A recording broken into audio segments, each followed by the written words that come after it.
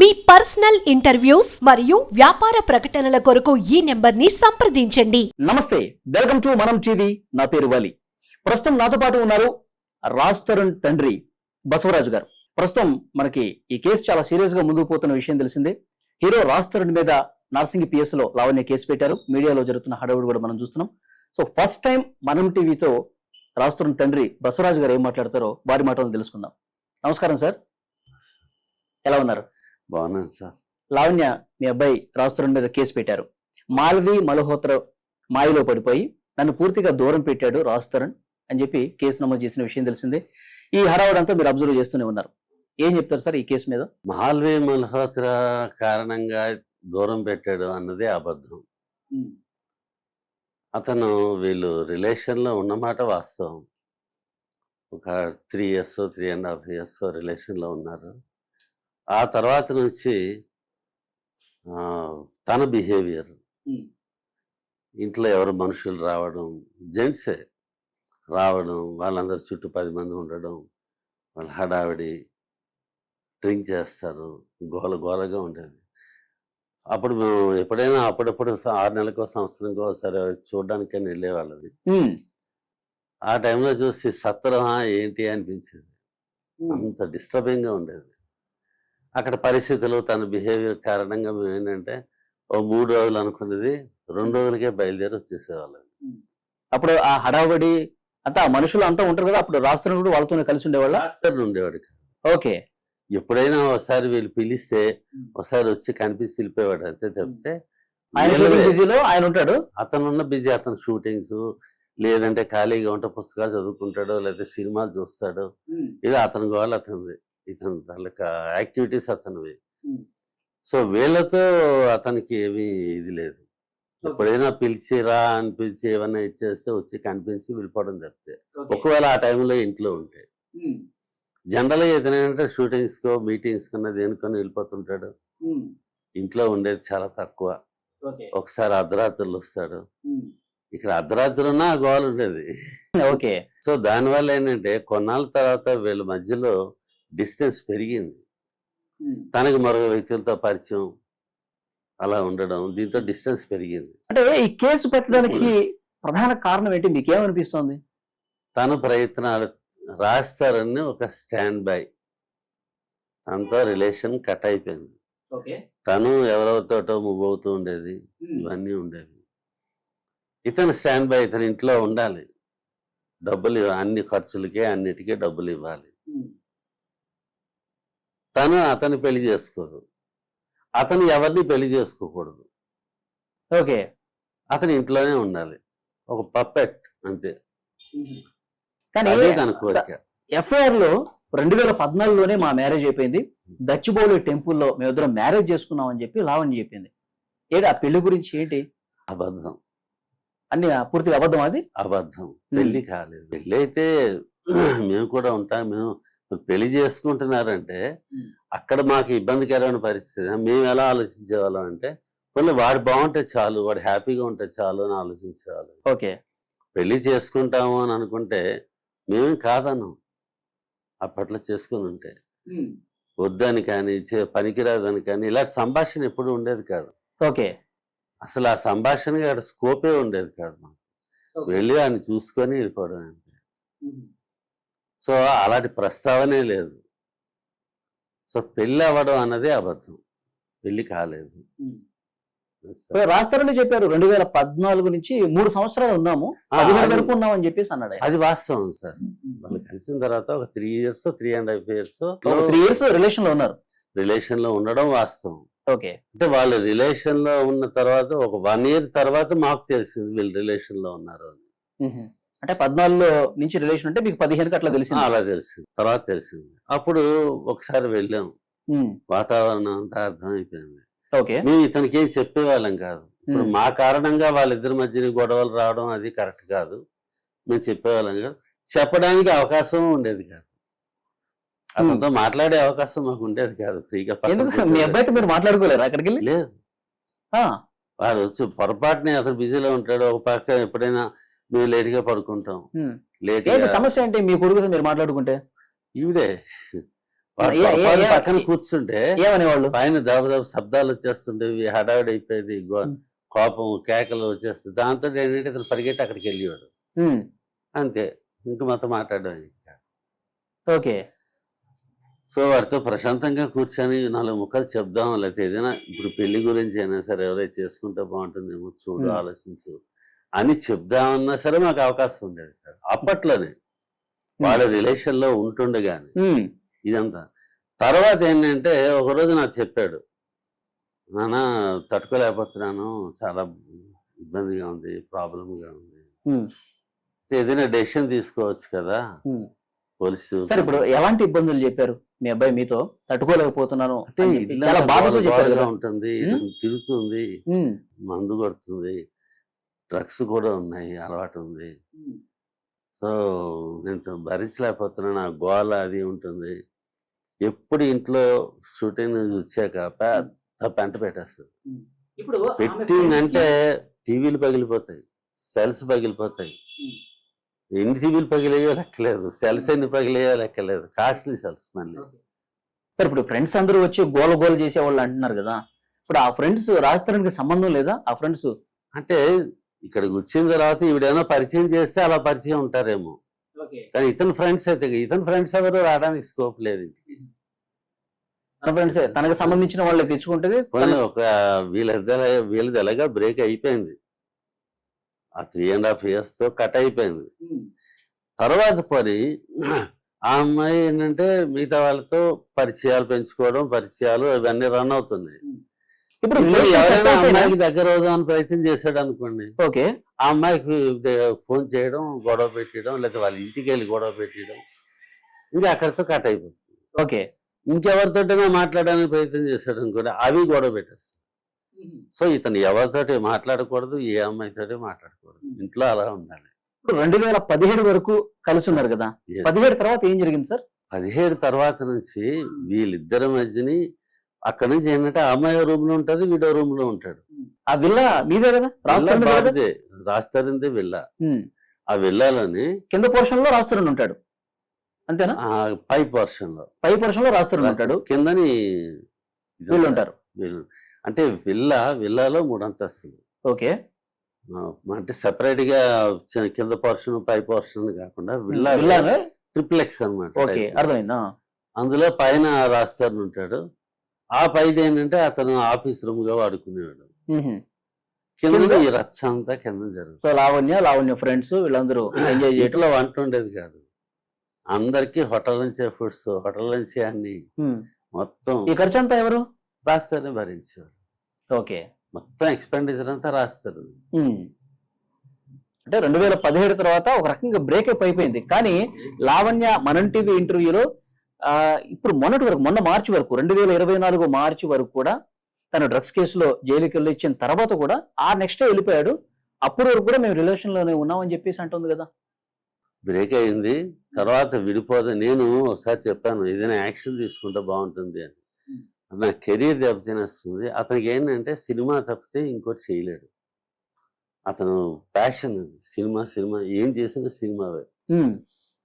ఆ సినిమాలో రైటింగ్ అన్నిట్లోనే ఉన్నాడు, ప్రతి దాంట్లోనే, డబ్బింగ్లోని, ఇది ఎడిటింగ్ అన్ని నాలెడ్జ్ ఉంది. ఈ సినిమాకి ఏమైనా కెరీర్కి ఏమైనా ఇబ్బంది కలుగుతుందేమో అని భయపడేవాడు. తను కూడా అలాగే తేడా వస్తుంది, పెద్ద కాయకలు అరుపులు వేసేది, కొట్టడం, మా సామాన్లు విసిరేస్తుంది మా మీదని చిన్న విషయం పట్టుకొని. కొన్ని సందర్భాలు అనేవాడు, నువ్వు ఒంటి మీదకి విసిరితే విసిరిక నా మొహం మీద విసరకు, మొహాన్ని తగలొద్దు అని మొహం మీద విసిరి రాస్తాడు. పెంట పెట్టిందని మామూలుగా ఉండదు సార్, అది హ్యావక్ పీక్ స్టేజ్కి వెళ్ళిపోతుంది, కంట్రోల్ ఉండదు. మీరు రాష్ట్రం చూడటానికి ఇంటికి వెళ్ళినప్పుడు కూడా ఇవన్నీ ప్రత్యక్షంగా చూసారా? 1-2 సార్లు చూసాం. ఆర్పులు, కేకలు భరించలేము. చాలా భయానకమైన సిచ్యువేషన్, బీభత్సం, భయానకం. సో మిమ్మల్ని కూడా తిట్టేదని చెప్పేవాళ్ళు? తిట్టేది సార్, బూతులే తిట్టేది సార్. ఓకే. ఫోన్ చేసి ఫోన్లో కూడా బూతులు తిట్టేది. మేమంటే గౌరవం అనేది ఇంత పిసరు కూడా లేదు. మొన్న లావణ్య మనం టీవీ నేనే ఫోన్లో మాట్లాడాను, నాకు చాలా గౌరవం ఉంది మా అత్తగారి మీద, మా అమ్మగారి మీద అని చెప్పి మాట్లాడింది. నేను అట్లా ఏదైనా ఇన్స్టెంట్ గా నాకు వచ్చిన పదాలే తప్ప ఏదైనా కోపంలో మాట్లాడినా సరే, అసభ్య పదజాలం బూతులు ఏమైనా వచ్చినా సరే ఇన్స్టెంట్ గా వచ్చినాయి తప్ప నాకు వారి పట్ల గౌరవం లేకపోవటం కాదు. నేను సభాముఖంగా క్షమాపణ చెప్తున్నా అని చెప్పి నాతో నేను ఫోన్లో మాట్లాడినప్పుడు చెప్పారు. దాన్ని ఏ విధంగా చూస్తారు మీరు? 10 సంవత్సరాలు పైగా మా అబ్బాయి ఒక హీరో, ఎస్టాబ్లిష్డ్ హీరో, ఇల్లు కట్టుకున్నాడు, అంతా బాగానే ఉంది. మేము బితుకుమంటూ ఇటు నుంచి ఏ విధంగా సపోర్ట్ అందక ఎక్కడో వైజాగ్లో మూల బతికి, మా మీదే ఆ గౌరవం ఉంటే మాకు ఆ పరిస్థితి. నా మిస్సెస్కి హెల్త్ బాగా డిస్టర్బ్ అయిపోయింది, బెంగ పడిపోయేది. ఆవిడ షుగర్లో అన్కంట్రోల్డ్ షుగర్, దానివల్ల ఇయర్స్ ఎఫెక్ట్ అయిపోయి డాక్టర్స్ వార్నింగ్ ఇస్తున్నారు. ఆవిడ బాధ ఏంటంటే ఇదే 10 సంవత్సరాల పాటు కొడుకుని చూసి ప్రశాంతంగా మాట్లాడుకుని స్పెండ్ చేసుకునే పరిస్థితి కూడా మాకు ఉండేది కాదు. ఇక్కడ పరిస్థితి బాగుంటే మీరు రాష్ట్రంతో పాటే ఉండేవాళ్ళు, అంతే ఉండేవాళ్ళం కదా, అతనితో కొడుకు దగ్గరే ఉండేవాళ్ళం కదా. మాకు ఆ పరిస్థితి ఏంటి? సరే, ఇప్పుడు గౌరవం ఉంది అంటే ఇదే గౌరవం, ఇది కాదు కదా. ఇప్పుడు సారీ చెప్తే ఈ 10 సంవత్సరాలు మా నరకం అనుభవించాం సార్. మాకు హెల్త్ పాడు. ఎందుకని మరి ఇంత నరకం అనుభవిస్తున్నా మీరు గాని రాస్తురని గాని ఎందుకు భరించాల్సి వచ్చింది? ఎందుకు అంతగా ధైర్యం చేయలేకపోయారా? అదే ఇప్పుడు ఇక్కడ నువ్వేం అయితే లీగల్ గా వెళ్ళాలి. ఓకే, మరో రకంగా మేము చేయగలిగే అవకాశం ఉండేవాళ్ళం కాదు, మాకు తెలియదు. లీగల్గా వెళ్ళి ప్రొసీడ్ అవుదాం అంటే వీడేం భయపడేవాడంటే, లీగల్గా వెళ్తే రచ్చ అయిపోతుంది. తనైతే ఎప్పుడు బ్లాక్మెయిల్ చేసేది, ప్రెస్కి వెళ్ళిపోతాను, నాతో చాలాసార్లు ప్రెస్కి వెళ్తాను, లేకపోతే ఏం చెప్పడానికి ప్రెస్కి వెళ్ళి ఏం చెప్తారు అంటే అదేముండదు, ప్రెస్కి వెళ్తాను అంటే చేస్తాను అంతే. దాని మీనింగ్ ఏంటంటే మీరు చెప్పేదాన్ని బట్టి టార్చర్ పెట్టేది ఆమె, ఇబ్బంది పెట్టేది ఆమె, ఖర్చు అంతా రాస్తారనే భరిస్తున్నాడు, అత్తమామ మీద గౌరవం లేదు, ఇదంతా మీరు చెప్తున్నారు. టార్చర్ అంతా అటువైపు నుంచి. ఈమెం చెప్తుంది ప్రెస్కి వెళ్ళి ఏదో వీళ్ళు మమ్మల్ని టార్చర్ చేస్తున్నారను, అంటే రాస్తారని మీద మా మీద మేము తనని టార్చర్ చేస్తున్నట్టుగా ఏదో మరి ఏం చేస్తారో తెలియదు, భయపెట్టేది. హీరో కాబట్టి ఆయన రెప్యుటేషన్ ఎక్కడ దెబ్బతింటుంది.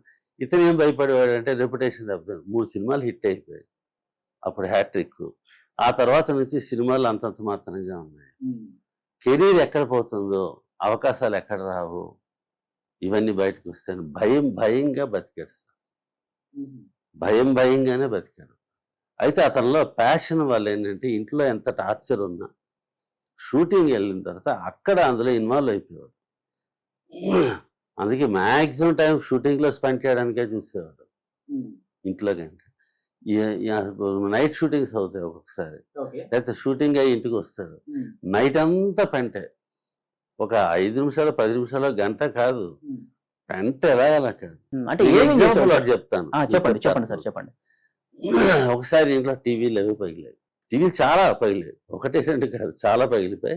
ఒకసారి నేను ఫోన్లో చెప్పాను, అమ్మా అంతంత కాస్ట్లీ కదా, లక్షల్లో ఉంటాయి, టీవీలు ఎందుకమ్మా పగలు కొట్టడం అని అన్న మాటకి పట్టుకొని బండ బూతులు తిడుతూ ఫోన్లో గట్టిగా కాల్ పెట్టి ఫోన్ కట్ చేస్తుంది. ఓ 15 గంట తర్వాత మా వాడికి ఫోన్ చేశాడు, డాడీ నీ దండం పెడతాను, దానికి సారీ చెప్పి డాడీ అంటే. ఏంటి ఎలా చెప్తాను సారీ అంటే అలా కాదు అని వాడు చెప్పాడు. అమ్మా లావణ్య అంటే అమ్మా లావణ్య అని నేను అన్నాను. అలాగ ప్రాంప్టింగ్ చేస్తుంటే నేను చెప్పడం తప్పు అయిపోయింది, మళ్ళీ నేను ఎప్పుడు ఇలా అడగను, ఇలా మాట్లాడను, నన్ను క్షమాపణ చెప్పాను. లేకపోతే పెంట వీడు కంట్రోల్ చేసుకోలేకపోతున్నాడు. దండం పెట్టి డాడీ నీ దండం పెడతాను సారీ చెప్పి అంటే నేను సారీ చెప్పాను. ఇంత విడమర్చి సారీ చెప్పాను. చెప్తే అక్కడితో ఆగింది విషయం. అయితే తెల్లారిలో ఉండదు. ఓకే, అంత భయంకరంగా ఉంటుంది. అంటే ఏమేం చేసేవాళ్ళు సార్ ఇంట్లో? మందు కొట్టేవాళ్ళు, ఇంకా మందు కొట్టేవాళ్ళు. అందరూ అబ్బాయిలేనా వచ్చేది? అబ్బాయిలు, అందరూ అబ్బాయిలే ఉంటారు, తన చుట్టూ అబ్బాయిలే ఉంటారు. వాళ్ళతోటి హోటల్ నుంచి తెప్పించుకోవడం అన్ని స్విగ్గీలే. ఇంట్లో వంట అది కాదు, ఎప్పుడో రేరుగా ఎప్పుడైనా సరదాగా చేసుకోవాలి. సరే, ఇక్కడ ఒక డౌట్, డ్రగ్స్ కూడా తెచ్చుకునేవాళ్ళ ఉంది. డ్రగ్స్ కన్జ్యూమ్ చేసేదా? Consumers Okay. తర్వాత తెలిసింది పెడగా దొరకడం ఇవన్నీ తర్వాత. అయితే మీకు ఇందాక అడిగిన క్వశ్చన్కి డైవర్ట్ అయిపోయింది. ఇలా సఫర్ అయ్యేవాడు కేవలం ఇది ఎవరు నమ్మచ్చు నమ్మకపోవచ్చు. ఇప్పుడు మ్యాన్ పవర్ ఉండి అన్ని రకాలుగా గట్టిగా మనుషులు దన్ను ఉన్న వాళ్ళైతే డైరెక్ట్గా అటాక్ ఇస్తారు. మాకు అది లేదు. మేము ఎక్కడో వైజాగ్లో ఉన్నాం, ఇక్కడ ఒక్కడే. ఏమైనా చేయగలిగితే పోలీస్ ద్వారా వెళ్ళాలి. ఓకే. ఏం చేసినా తను రివర్స్ అయిపోతుంది. అసలు మీరు ఆ స్టెప్ తీసుకోలేదు కదా మీరు? తీసుకుంటే వీడి కెరీర్ అంతా పోతుంది. ఇంకా అది ప్రశ్నలోకి వస్తుంది, గోల అయిపోతుంది, న్యూసెన్స్. దాంతో ఏంటంటే ఇంకా రప్చర్ అయిపోయి నా కెరీర్ అంతా పోతుంది అని చెప్పి భయపడేవాడు. ఆ భయంతో అలా ఉండేవాడు. That's blackmailing. ఆ భయంతో ఉండేవాడు. తనే కొడుతుంది, తనే అలర్ట్ చేస్తుంది, తనే అన్ని గొడవ చేస్తుంది, రప్చర్ చేస్తుంది, తనే పోలీస్ కంప్లైంట్ ఇస్తుంటుంది, 100 డైల్ చేస్తుంటుంది. ఇప్పుడు ఆ విల్లా నుంచి ఎప్పుడు బయటకు వచ్చేసాడు రాస్తారండి? ఇది జరిగిన తర్వాత విల్లాలో ఉండేవారు.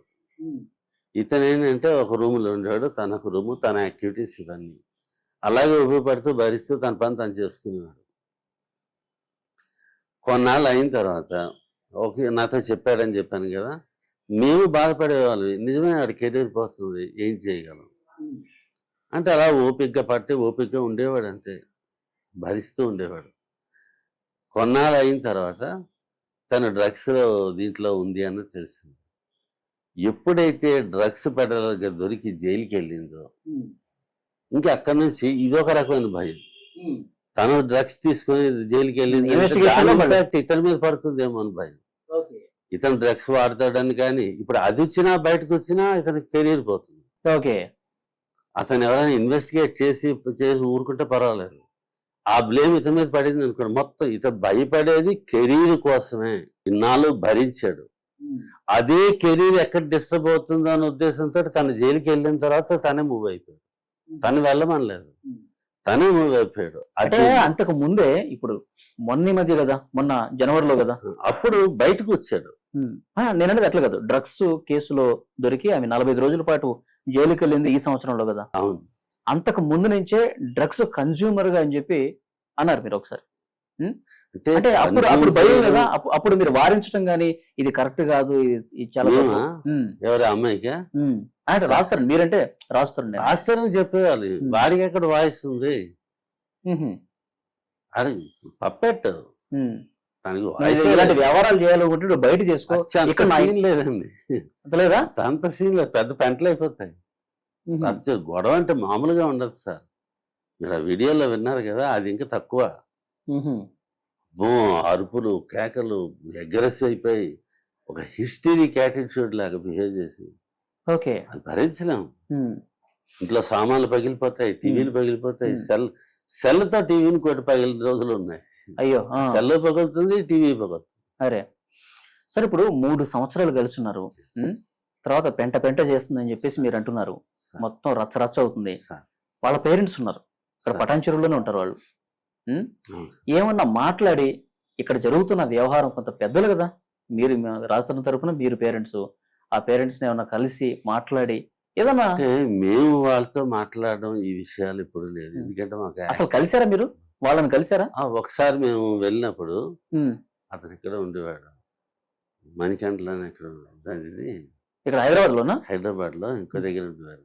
ఓకే ఓకే, పేరు కూడా చెప్పండి. అక్కడికి మేము వచ్చినప్పుడు అదేదో వాళ్ళు వచ్చారు. ఓకే, అలా పరిచయం అంతే. అలాగే అప్పుడప్పుడు ఎప్పుడైనా మేము వెళ్ళినప్పుడు వాళ్ళు రావడం ఎప్పుడైనా జరిగితే అలా వాళ్ళు మేము చూసుకోవడం.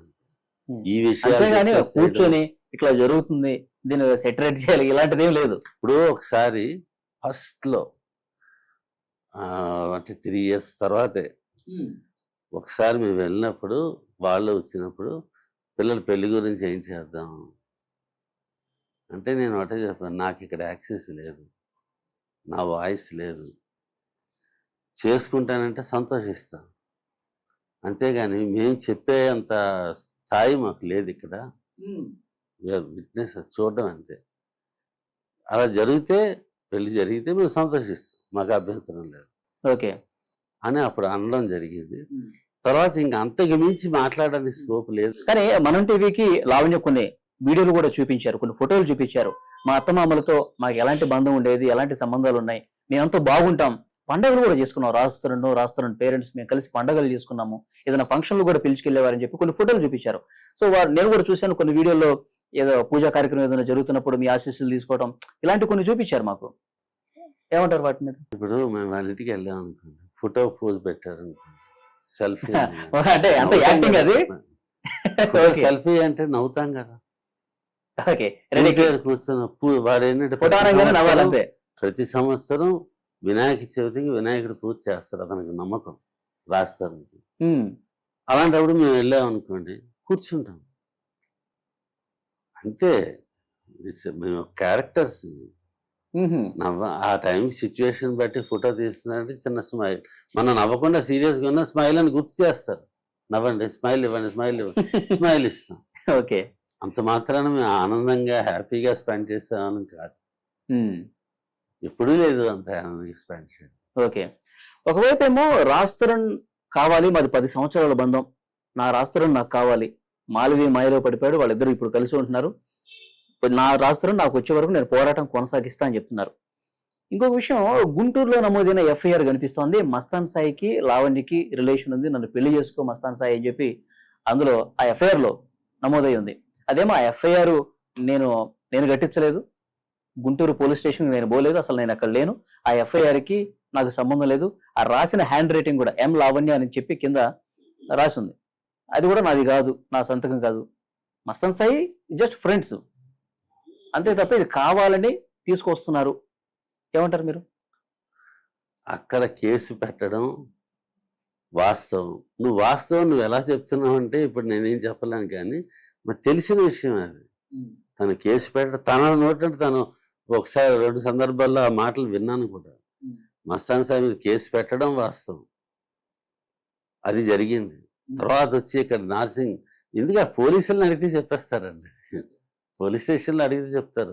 ఇప్పుడు ఒక ఆడియో కాల్ కూడా వైరల్ అవుతుంది, మస్తాన్ సాయి లావణ్య మాట్లాడుకున్నది, నా గుండె నీ దగ్గరే ఉంది అని చెప్పి లావణ్య అనే ఆ వాయిస్ రికార్డు కూడా ప్రస్తుతం సోషల్ మీడియాలో వైరల్ అవుతుంది. భగవంతుడి దయ వల్ల ఎలా వచ్చాయో కానీ అవి వచ్చాయి కాబట్టి అందరికీ తెలుస్తాను సార్, లేకపోతే తెలియదు. వీటితో రిలేషన్ కట్ అయిపోయింది, తన యాక్టివిటీస్ తనవి, తన పరిచయాలు, తన యాక్టివిటీస్. ఇంకా నేను ఎక్కువ తప్పుగా మాట్లాడకూడదు, తన యాక్టివిటీస్ తనవి, ఇతనితో ఏం లేదు, ఇతను పప్పెట్టే. సో చూశాడు, భరించాడు, కెరీర్ పోతుందని భరించాడు. ఇప్పుడు దానికంటే తన రచ్చ చేస్తున్న దానికంటే ఈ డ్రగ్స్ లో ఎప్పుడైతే వెళ్ళిందో, కన్జ్యూమ్ చేస్తున్నది అని తెలిసినా సరే అతను భరించేవాడు. అప్పుడప్పుడు చెప్పేవాడు అనుకుంటాను, మరి నాకు ఆ విషయం తెలియదు, కానీ వాయిస్ లేదు. ఎప్పుడైతే పెడలగా దొరికి జైలుకి వెళ్ళిందో ఇంకా ఇతను కెరీర్ ఇబ్బంది అవుతుంది ఉద్దేశంతో బయటకు వచ్చాడు. దాన్ని తనేం చెప్తుంది అంటే మాల్వి మల్హోత్రా కోసం బయటకు వచ్చాడు. ఇప్పుడు బయటకు వచ్చేసాడు. మాల్వి మల్హోత్రాతో రిలేషన్ ఉందనుకోండి, రిలేషన్ లో ఉండడం, తను ఎక్కడ నార్త్ లో ఉంది, వాడు ఎక్కడ ఉంటాడు, రిలేషన్ లో ఉండడం లేదు. పోనీ వాళ్ళిద్దరి మధ్య ఏమైనా ఎఫెక్షన్స్ ఉన్నాయనుకోండి, తన డెవలప్ ఉన్నాయనుకోండి, దానికి దీనికి సంబంధం అంటే ఇక్కడ విల్లాలో ఉండకుండా, తన దగ్గర ఉండకుండా వెళ్ళిపోయాడు, అదేనా? అందుకే కేసు పెట్టిందా? అంటే తన దగ్గర నుంచి వచ్చి తనతో కలుసున్నా లేకపోయినా రమ్మని చెప్పేది, విల్లాలో వచ్చి ఉండు అని. వీడు వెళ్ళేవాడు కాదు, ఎలాగైనా రప్పిస్తానన్న పంతం. ఇతను ఏం లేదు, తనకి ఎఫెక్షన్ కాదు, ప్రేమ కాదు, ఏం కాదు, రాస్తారన్న విల్లాలో ఉండాలి, వాళ్ళకి డబ్బులు ఇవ్వాలి, తన యాక్టివిటీస్ తను చేసుకుంటుంది, నా ఖర్చు అంతా వీడు భరించాలి, అంతే.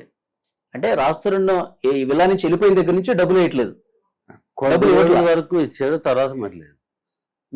వచ్చినా అప్పుడు కూడా అందరికి మెసేజ్లు పెట్టి, రాస్తున్న ఫ్రెండ్స్ అందరికి, పరిచయం ఉన్న వాళ్ళందరికీ, పాత హీరోయిన్ల దగ్గర నుంచి అందరికి మెసేజ్లు పెట్టి, న్యూసెన్స్ ఈ అసిస్టెంట్లకి, అతను ఫ్రెండ్స్ డైరెక్టర్స్ కానీ ఎవరైనా ఉంటే వాళ్ళకి, తన సర్కిల్లో అందరికి మెసేజ్లు పెట్టి న్యూసెన్స్ చేశాడు. ఇక అతను మారిపోయిన తర్వాత కూడా సరే, ఇప్పుడు మీకు సంబంధించిన కూడా కొన్ని ఫోటోలు అన్ని మీడియా సంస్థలకి ఇస్తా ఉంది లావణ్య. సో మీరు నాన్ వెజ్ తింటారని చెప్పి ఆ ఫోటోలు పెడుతున్నారు, తర్వాత డ్రింక్ చేసే ఫోటోలు పెడుతున్నారు. మీరు హర్యానాతో మాట్లాడినట్టు ఆడియో కాల్ కూడా మాట్లాడుతూ ఉన్నారు, అది కూడా చూపిస్తూ ఉన్నారు. హర్యానాతో మాట్లాడాను, ఇదేం తప్పుగా మాట్లాడాను. ఒకసారి ఇంకా తను ఏవో టీవీలో అలాగే పగలగొట్టినప్పుడు ఆ సందర్భంలో హర్యానాతో మాట్లాడిన మాటలు అవన్నీ కట్ చేస్తారు, అవి రాలేదు. ఆ టీవీ విరగడాలు దాని గురించి ఆ మాటలు కట్ అయిపోయాయి. ఆ సందర్భంలో హర్యానాతో నేను మాట్లాడిన మాటలు, అందులో నేనేం తప్పు మాట్లాడలేదు. మా కొడుకు ఎలాంటి వాడో చెప్పాను, అంతే చెప్తే నేను తప్పుగా ఏం మాట్లాడలేదు. ఆడియో కాల్లో బ్లాక్ మెయిల్ చేస్తా ఉంటుంది లావణ్య, నేను రివర్స్ బ్లాక్ మెయిల్ చేస్తే తల ఎక్కడ పెట్టుకుంటారు? బాధ సార్, నరకం అనిపిస్తున్నాను సార్. 10 సంవత్సరాల నుంచి ఒకే ఒక కొడుకండి. ఆ కొడుకు దగ్గర ఉండలేని పరిస్థితిలో మేము ఉన్నప్పుడు కడుపు మంట సార్. నిజంగా నేను చంపేస్తానని కాదు, అనిపిస్తుంది. కడుపు మంట, అది బాధ. ఆవిడ సఫరింగ్, నా మిస్సెస్ సఫరింగ్. ఈ బాధ అంతా ఎవరు తీరుస్తారు, ఎవరిస్తారు? ఓకే, తను కొన్ని సందర్భాల్లో ఎవరి బాధలు వాళ్ళవే అంటారు తను, అంతే పడండి అన్నట్టే. అంటే ఒక విధమైన నిష్కర్షగా ఉండడం అంటారు చూస్తారా, అలాగనమాట. అంత బాధపడుతున్నప్పుడు మాకు ఉంటుంది సార్ బాధ. ఆ బాధతో అన్న మాటలేదు. రాస్తారని ఎప్పుడు వస్తాడు సార్ బయటికి వచ్చి మాట్లాడాలని చెప్పి చాలా మంది కోరుకుంటున్నారు? ఎందుకంటే మీడియాలో అంతా రచ్చరచ్చ అవుతుంది, మీకు తెలియదు కాదు. రాస్తారని వచ్చి బలంగా అసలు ఏం జరిగింది చెప్తే బాగుంటుందని చెప్పి నేను కోరుకుంటున్నారు. నమ్మేది ఒకటి ఏంటంటే, రాస్తారని కానీ మొదటే వచ్చి తను ఏదో మాట్లాడుతుంది, రాస్తారని ఏదో మాట్లాడతాడు, రచ్చ రచ్చ రచ్చ. మీడియాకి ఫుడ్ ఇవ్వడమే తప్పితే దానివల్ల ఇంకా రచ్చ పెరిగిపోతుంది. మీరు ఎప్పుడైనా చూడండి, కంటిన్యూస్గా అబద్ధాలు మాట్లాడడం, తప్పులు చేసిన వాళ్ళ అలిగేషన్స్ పెట్టిన తర్వాత మనం కొన్నాళ్ళ పాటు వదిలేస్తే, చెప్పి అబద్ధాలు చెప్పి తప్పుడు పనులు చేసి ఆఖరికి వాళ్ళ తప్పులు వాళ్ళే దొరికిపోతారు. కొద్ది రోజులు ఊపి పడితే చాలు, వాళ్ళ తప్పులు వాళ్ళే దొరికిపోతారు. ఓకే, ఈ రచ్చ జరిగింది అనుకోండి, ఆ తప్పులు బయటికి రావు, తప్పులు అసలు బయటికి రావు. మీడియాకి ఎక్కి మొత్తం మాట్లాడుతుంది కదా లావణ్య. రాస్తు ఈ వ్యవహారంతో చూసి రాస్తున్న ఏమంటున్నారు మీతో? ఏది ఇప్పుడు ఈ కొద్ది రోజులుగా జరుగుతున్న మీడియాలో జరుగుతున్న వ్యవహారం వెయిట్ చేస్తున్నాడు, అలాగే లీగల్ గా ప్రొసీడ్ అవడానికి తన ప్రయత్నం తను చేస్తున్నాడు. లీగల్ ఇప్పుడు ఇదేంటంటే ఇద్దరు వ్యక్తుల మధ్య సమస్య అండి. ఓకే, తనకి ఏదైనా వచ్చిందని తను లీగల్గా వెళ్ళాలి. లీగల్గా వెళ్ళింది అనుకోండి, ఇతను లీగల్గా వెళ్తాడు. ఆధారాలు ఉన్నాయనుకోండి, లీగల్గా ఫైట్ చేస్తారు. సరైన ఆధారాలు లేని వాళ్ళు మాత్రమే మీడియాకి వస్తారు. ఇప్పుడు పోలీస్ స్టేషన్కి వెళ్తే లీగల్గా ఫైట్ చేయకుండా మీరు ఒక్క లాజిక్ ఆలోచించండి, డెలికేట్. లీగల్గా ఫైట్ చేయకుండా ప్రెస్లోకి వచ్చి రచ్చ చేయడం అని అంటే దాని మీనింగ్ ఏంటంటే ఇతని రెప్యుటేషన్కి దెబ్బతీయాలి అన్నదే మోటివ్ అక్కడ, అంతే కదా. ఇలా త్రూ ఇప్పుడు అందరూ ఉన్నారు, ఎవరికైనా గొడవలు వస్తే త్రూ లీగల్గా ప్రొసీడ్ అవుతారు. కాకుండా ప్రెస్కి వచ్చి ప్రెస్లో ఇంత హడావిడి చేస్తూ ఉంటే దానికి రీజన్ ఏంటి అంటే, మెయిన్ తన మోటివ్ ఏంటంటే ప్రెస్లో రచ్చ చేసి తన రెప్యుటేషన్ దెబ్బతీయాలి, అదే మోటివ్ క్లియర్గా కనిపిస్తుంది. ఇలా చేస్తే అయినా భయపడి మళ్ళీ తన ఇంటికి వెళ్తాడు, తన కాలు బయరానికి వస్తాడు, కాళ్ళ దగ్గరికి వెళ్తాడు. ఇంత నరకం అనుభవించిన వాడు బయటకు ఒకసారి వచ్చాక మళ్ళీ వెళ్ళడం అంటూ అతనే కాదు, ఏ మనిషి సాహసించు. సరే, ఆ విల్లా పరిస్థితి ఏంది? మీ అబ్బాయి దగ్గర విల్లా తను ఉంటుంది, తన ఫ్రెండ్స్ తో ఎంజాయ్ చేస్తున్నారు, వెళ్ళాలని ఉంటుంది, తన కారు అక్కడే ఉంది. వీడేంటంటే అద్దీంట్లో ఉంటున్నాడు, రెంటెడ్ హౌస్ లో. ఇప్పుడు మీకు అనుకూలంగా మాట్లాడే వాళ్ళు చెప్తూ ఉన్నారు, అంటే రాష్ట్రానికి సపోర్ట్ గా నిలిచే వాళ్ళు చెప్తూ ఉన్నారు, ఆ విల్లా కోసమే ఇప్పుడు మీడియాకి ఇంత రచ్చ చేస్తుంది, కేసు పెట్టింది కూడా. ఆ విల్లా ఇవ్వకపోవడా రాస్తారంట. ఇంకో విషయం, ఆ రోజు నన్ను ఫోన్లోని ఎందుకమ్మా టీవీ పగలగొట్టావంటే తిట్టింది అన్నాను కదా. ఆ రోజు తను ఇమోషన్ అయ్యే సందర్భంలో ఈ ఇల్లు నాది 10 సార్లు ఆ ఇమోషన్. అప్పుడు అంది ఇల్లు నాది. అంటే మీ అబ్బాయి ఏమనేవాడు అప్పుడు? ఆ టైంలోనే కదా నాకు సారీ చెప్పి డాడీ. ఓకే. మీరు ఏమన్నా గొడవ పెట్టుకున్నారా? నీది ఎట్లా ఇద్ది మా అబ్బాయిది అని చెప్పి ఏమన్నా గొడవ చేశారా? సీనా టీవీ ఎందుకమ్మా పగలగొట్టడం అన్న అని ఒక మాట దానికి అన్నారు. ఇంత రచ్చ అయిపోయి ఆడే నాకు ఫోన్ చేసి దండం పెడతాను సారీ చెప్పి డాడీ. మళ్ళీ ఉదయం షూటింగ్ వెళ్ళాలి కదా, నేను పడుకోవాలి కదా. ఓకే. ఆడు బాధ ఆడిది. ఇది ఎప్పుడు అర్ధరాత్రి, పగలు కూడా కదా, అర్ధరాత్రి. సారీ చెప్పిన తర్వాత అప్పుడు లేదు రమ్మంటే నేను వచ్చి కాల్ పట్టుకొని బతిమాలుతానని కూడా చెప్పాను. అంతవరకు వచ్చి కాబట్టి తన బిహేవియర్ అంతే.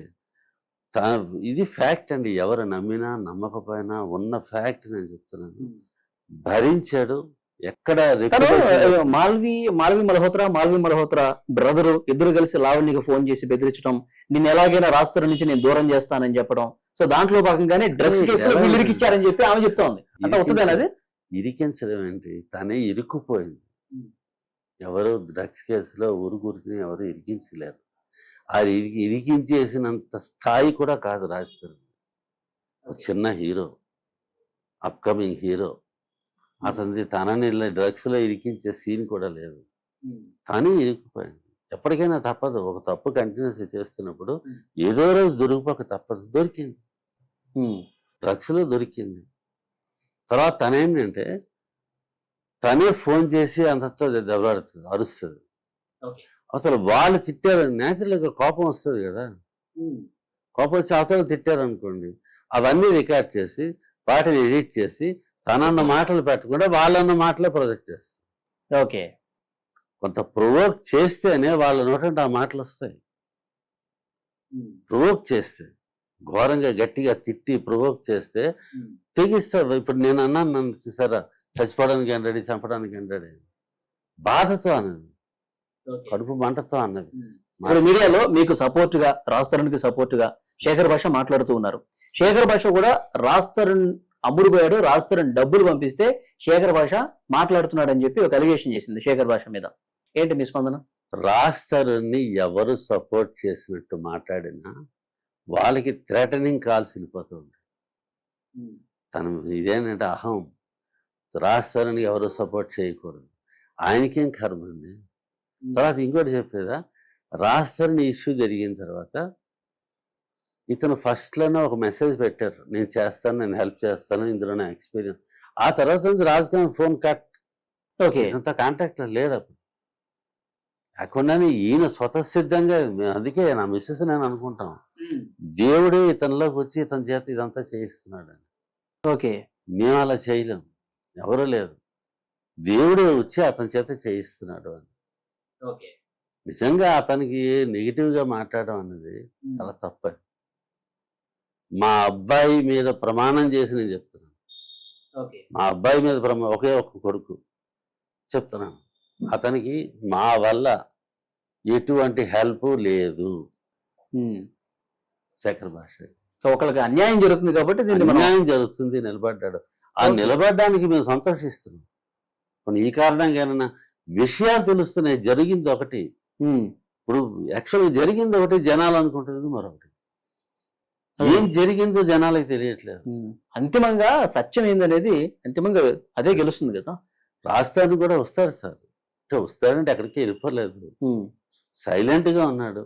లీగల్ గా తను ఇది చేయాల్సిన ఆధారాలు ఉన్నాయి, లీగల్ గా తను చేయాల్సింది చేస్తున్నాడు. ఓకే. త్వరలోనే ప్రెస్కి వస్తాడు. యాక్చువల్ గా ఆయన సినిమా కూడా రిలీజ్ అయింది, పురుషోత్తముడు, మంచి టాక్ తో ముందుకు పోతోంది.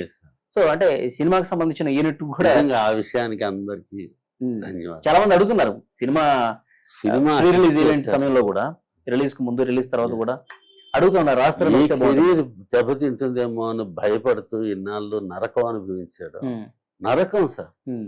అంటే కరెక్ట్ గా రిలీజ్ టైంలో, రిలీజ్ కి ముందే ఈ వ్యవహారం రావటం, సినిమా రిలీజ్ కి ముందు ఇవన్నీ జరిగింది. అంటే కావాలని కరెక్ట్ టైంలో చేస్తున్నట్టు మీరు అనుకుంటున్నారా? అంతే, సినిమా రిలీజ్ అవుతాయని తెలిసిన తర్వాతే ఇది వచ్చింది. అందుకే అందరికీ నమస్కారం. సినిమాని హిట్ చేశారు, దీనికి దానికి హిట్ చేయకుండా. కాకపోతే ఇందులో రాస్తారని విక్టిమ్ సఫర్ నరకం అనుభవించాడు. కేవలం తన కెరీర్ డిస్టర్బ్ అవ్వకూడదన్న ఉద్దేశంతో ఆ 4 భరించున్నాడు. ఓకే. ఎప్పుడైతే డ్రగ్స్ కేసులో ఇన్వాల్వ్ అయిందో ఈ కేసు నన్ను పట్టుకొని దాని ఇంపాక్ట్ అతని మీదకి వచ్చి అలా రెప్యుటేషన్ దెబ్బతిండి. ఇది రెప్యుటేషన్ దెబ్బతిండి. రెప్యుటేషన్ కోసమే భరించున్నాడు. ఇది ఇంకా ఘోరం. ఈ డ్రగ్స్ ఇష్యూలో కానీ వీడి పేరు వచ్చిందంటే మొత్తం స్పాయిల్ అయిపోతుంది. చిన్న డౌట్ వచ్చినా స్పాయిల్ అవుతుంది. అందుకు భయపడి బయటకు వచ్చాడు. ఈ విధంగా బయటకు రావడాన్ని తను టాక్ట్ఫుల్గా మాల్వి మల్హోత్రాకి లింక్ పెట్టి మాల్వి మల్హోత్రా వల్ల తను మీకు అన్ని వీడియోలు ఆ లింకులు ఇప్పుడు వస్తున్నాయి. ఓకే. నేను మొదట్లో కానీ తన గురించి చెప్తే ఆడపిల్ల గురించి ఏంటి అలా చెప్తున్నావు నన్ను తిడతారు. అందుకే తన ఎఫ్ఐఆర్లు ఉన్నాయి. తన ఎఫ్ఐఆర్లను కూడా అనలేదు. తన గోళ తంతాల డిస్టర్బెన్స్ తన యాక్టివిటీస్ అనే అంటున్నాను చెప్తే నెగిటివ్గా అనలేదు. తన యాక్టివిటీస్ ఏంటి అనేది ఇప్పుడు తెలుస్తుంది అందరికి. ఓకే. ప్రతి ఒక్కరికి తెలుస్తుంది. అదే తన యాక్టివిటీ. ఎస్, చూద్దాం సార్ అసలు వాస్తవాలు ఏంటి అనేవి తెలుస్తాయి. సార్ ఎలాగో లీగల్ గా ఏ విధంగా ప్రొసీడ్ కావాలో అట్లా రాష్ట్రంలో కూడా అవుతున్నారు. ఎస్ సో అంతిమంగా ఏం జరుగుతుంది, ఎందుకంటే సత్యమే గెలుస్తుంది, న్యాయమే అంతిమంగా గెలుస్తుంది. ఎస్ సో డెఫినెట్ గా మీ సైడ్ సత్యం ఉంటే మీరే గెలుస్తారు. Thank you very much sir. Okay sir, thank you. మనం టీవీ ప్రేక్షకులకి మీకు ప్రత్యేకంగా మన శేఖర్ భాష అతనికి మా జీవితాంతం రుణపడి ఉంటాం.